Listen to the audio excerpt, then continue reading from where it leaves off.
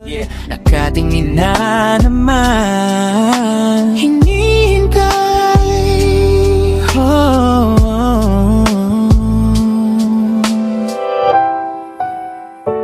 Una kong napansin yung salamin mo, astig na kahit talik may konting emoji pa yun. Sinearch kita, sinundan ng follow.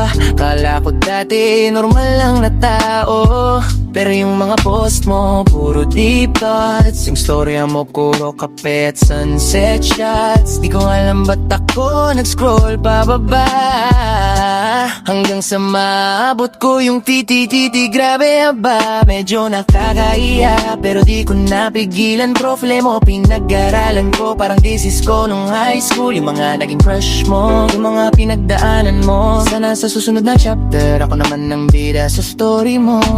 Hinihintay ko lang naman yung good morning mong may kasamang pangalan ko. O hinihintay,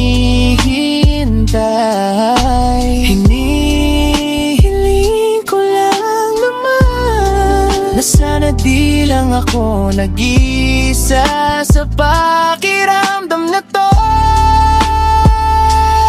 Di mo man hawak ang kamay ko dito sa screen. Ramdam kita, ramdam mo ba ako? Sa bawat hello mong may kasamang smiley. Pakiramdam ko tayo na sa totoong buhay. Pero di pa pala, di pa pala. Ikaw ba'y akin na? Sabihin mo na. 3 araw na kaming magkakausap, lagi kang online pag alas 12 ng gabi. Alam ko yan kasi nakatutok ako sa'yo. Hindi ako manyak, best intention ko ay seryoso. Tanong ng mga friends ko, ligawan na raw ba? Sabi ko chill lang, pero di na ako mapakali. Nag-double text na ako, oy, nagawa ko na yung bagay na dati ko pang pinagsasabihan ng iba.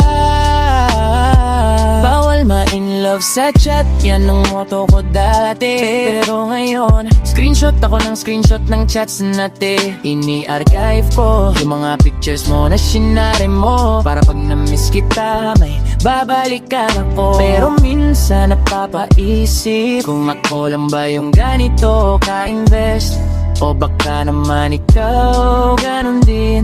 Kaya lang nahihiya lang umamin sa'kin. Tawag kay Ben, mag-isa lang ako nakatingin sa screen.